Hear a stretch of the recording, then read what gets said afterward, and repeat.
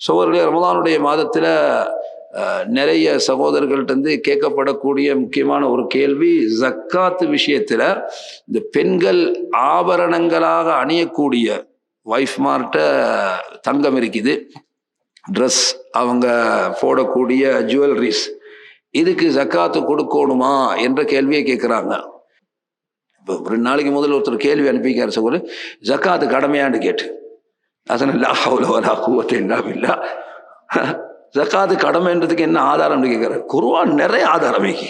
அல்லாஹ் அகீமு ஸலாத்த வ ஆத்து ஸக்கா, எங்கெல்லாம் அகீமு ஸலான்னு சொன்னானோ அங்கெல்லாம் வாத்து ஸக்கான்னு சொல்லிக்கிறான்.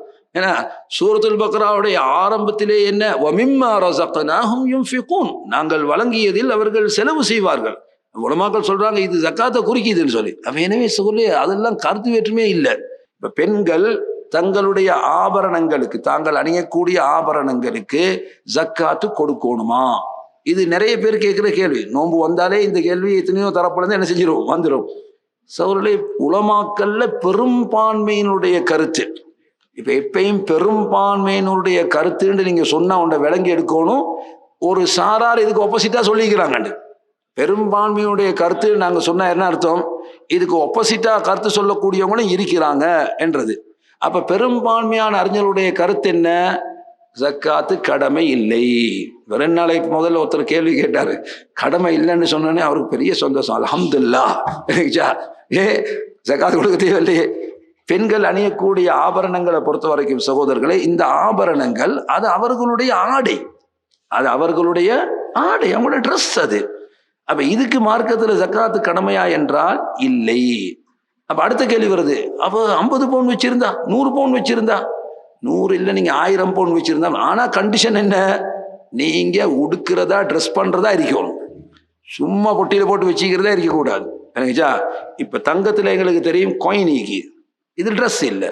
தங்கத்துல பிஸ்கட் ஈக்கி, இது ட்ரெஸ் இல்லை.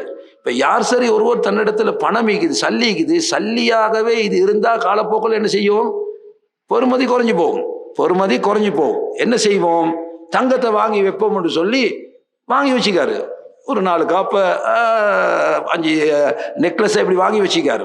இது என்னது, இது உடுக்கிறதுக்கு வாங்கினது அல்ல, இது ட்ரெஸ் பண்ண வாங்கினது அல்ல, இது சேவிங்காக எடுத்து வச்சுக்கிறாரு. இது எல்லாமே ஜக்காத்தில் அடங்கும். இது எல்லாமே என்ன செய்யும், ஜக்காத்தில் அடங்கும். அவர்கள் அன்றாட அவருடைய வாழ்க்கையில சாதாரணமா அணியக்கூடிய, எனக்கு தெரியும், பிரேஸ்லெட், அவங்க போடுற காப்பு, நெக்லஸ், இப்படி. அப்ப டெய்லி உடுக்கணுமா, அடுத்த கேள்வி இல்லை, அப்படி ஒரு கட்டாயம் ஒன்று இல்லை.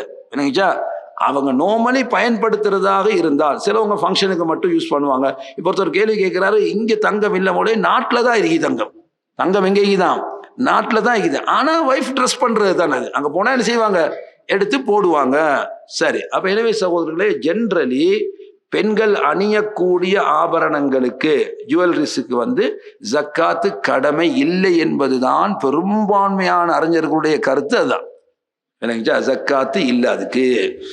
சரி, சில ஹதீஸ்கள் வருவதே, நபி அவங்க ஒரு பெண்ணை பார்த்தாங்க, கையில காப்பு, ஏம்மா இதுக்கு ஜக்காத்து கொடுத்துட்டியா என்று கேட்கும். இல்லை யார சொல்லலான்னு சொல்லும். அப்படின்னா நரகத்தில் ஒரு காப்பு உனக்கு அணிவிக்கப்படுவதை நீ விரும்புகிறாயா என்று கேட்டார்கள்.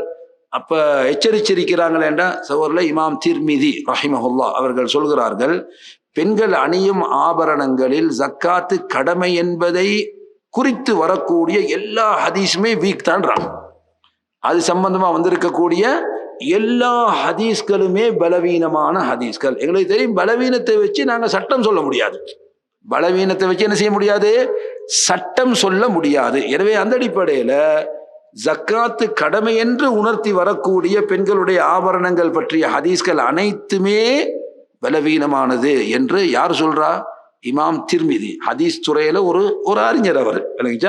சரி, அப்ப எனவே அந்த அடிப்படையில ஜக்காத்து கடமை இல்லை என்றதுதான் சட்டமாக சொல்லணும். சட்டமாக சொல்ல வேண்டியது என்ன, ஜக்காத்து கடமை இல்லை. அது நீங்க அதை பத்தி யோசிக்க தேவையில்லை. மேலதிகமா என்ன சேவிங்ல இருக்குதோ அவைகளுக்குத்தான் நீங்க ஜக்காத்து கொடுக்கணும். சரி, இப்ப நாம சொன்னோமே, பெரும்பான்மையான அறிஞர்களுடைய கருத்து நாங்க என்ன மறைஞ்சிருக்குது, என்ன மறைஞ்சிருக்கு, ஒரு சில அறிஞர்கள் இல்ல, அவர்கள் அணியும் ஆபரணங்களுக்கும் கொடுக்கத்தான் வேண்டும் என்று சொல்லி இருக்கிறார்கள். காரணம் என்ன, அது தங்கம்.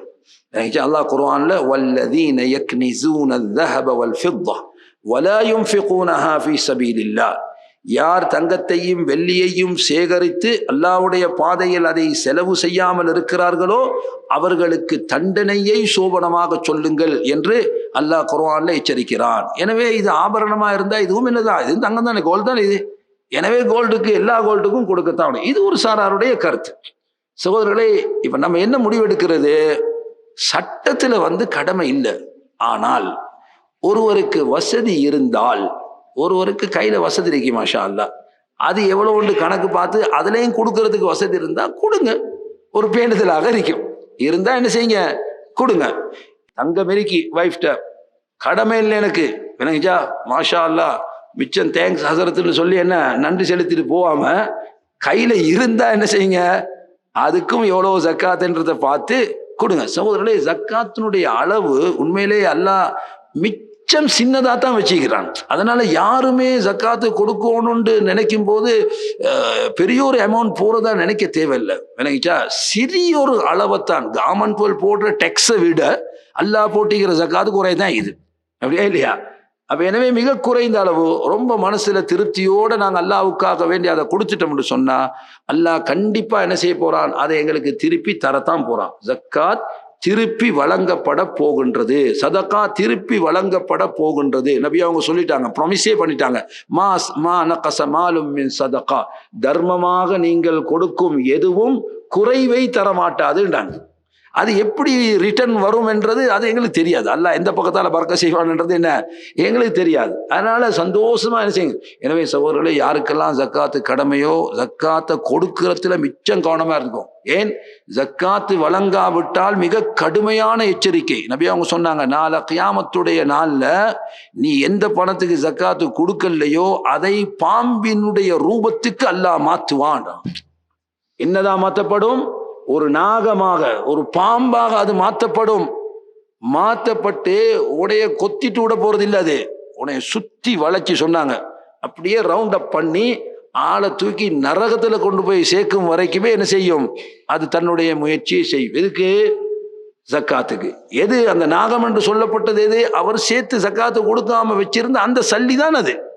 அது தனக்கே வினையாக என்ன செய்யும், மறுமையில் வரும். எனவே ஜக்காத்து சகோதரர்களே அளவு பார்க்க வேண்டும், எவ்வளவு கடமை என்பதை கணிக்க வேண்டும். சிலர்கள் ஜக்காத்து கொடுக்குறாங்க, எப்படின்னு கேட்டா வார ஏழைகளுக்கெல்லாம் 5-5 ரூபா கொடுக்குறாராம். வீட்டுக்கு வார ஏழைகளுக்கெல்லாம் எல்லாம் ஜக்காத்தான்.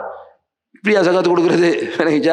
ஜக்காத்து முதல்ல நான் கணக்கு பார்க்கணும், எனக்கு எவ்வளவு கடமை, என்னுடைய அளவு என்ன, அந்த அளவைத்தான் நான் என்ன செய்யணும், கொடுக்கணும். சும்மா அளவு இல்லாம ஜக்காத்து கொடுக்குற சகோதரர்களே, சமயத்துல கூட கொடுத்துப்படும், சமயத்துல குறைவும் ஏற்படும். அப்ப அது டேஞ்சர். அதனால எவ்வளவு அளவு என்பதை நிர்ணயம் செய்து அதை வழங்கிவிட்டோம் என்று சொன்னால் எமது கடமையை நாம் நிறைவேற்றுவீர்களாக ஆகிவிடுவோம்.